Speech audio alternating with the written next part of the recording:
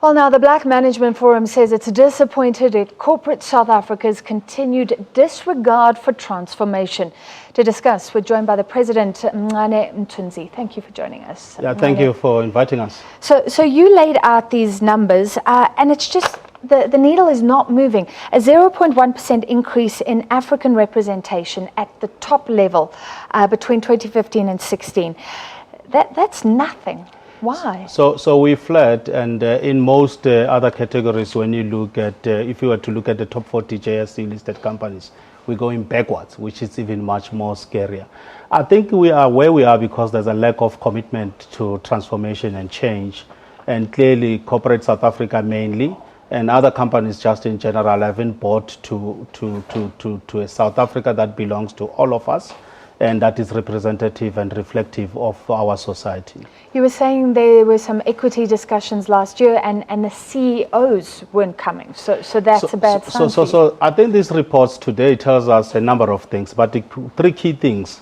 Firstly, the Employment Equity Commission itself, it had a stakeholder engagement with the CEOs. It invited the CEOs. The CEOs sent some HR people to attend these sort of things. For me, it's a clear indication that they don't regard transformation as a business imperative because it's a waste of their time. That's why they couldn't make time for themselves to do that. That's one.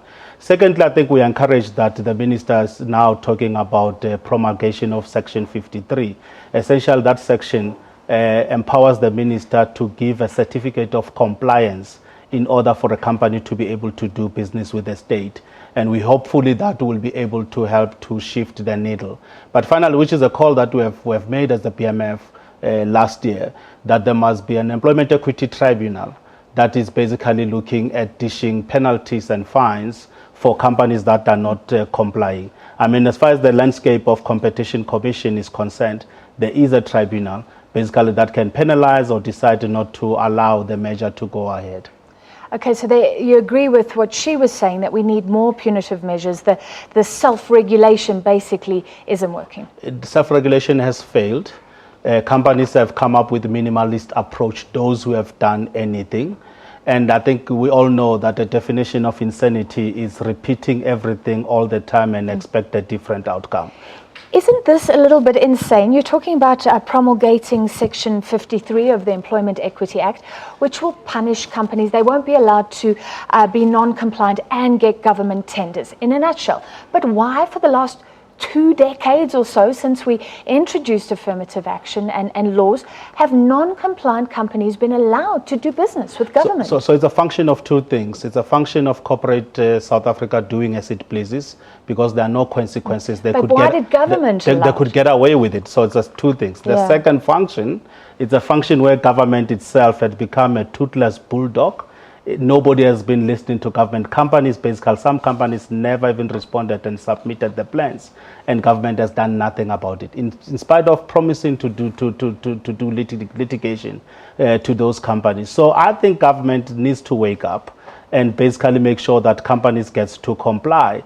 And there is the inspectorate within the Department of Labor, which is supposed to monitor the progress of companies as far as employment equity is concerned. And they have not been effective in terms of how they've been executing on their responsibilities. Do companies deserve any sympathy because of the lack of skills? We hear apartheid dire for education, and things haven't improved drastically. We hear that from Stats SA. Or is that just an excuse now?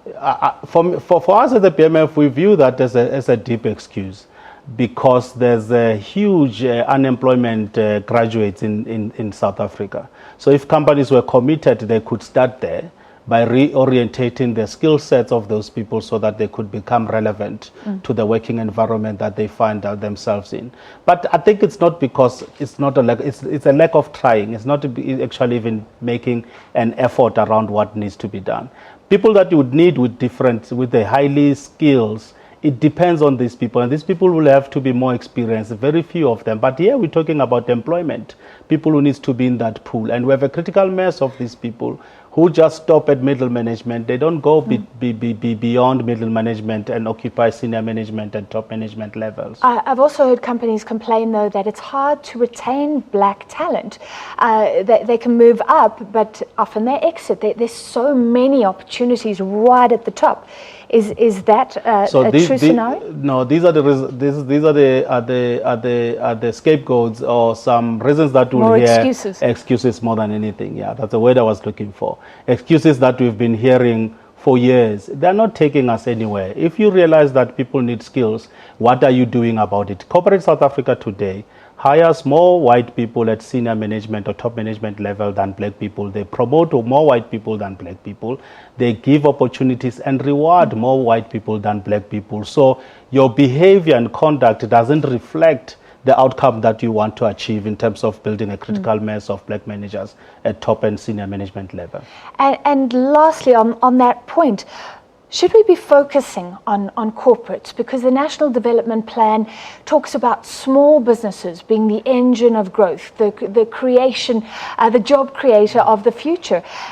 And aren't you encouraging black people to be entrepreneurial, to start their own things, rather than fitting into corporate South Africa? Yeah, so we do encourage people to start their own business and thrive in those businesses.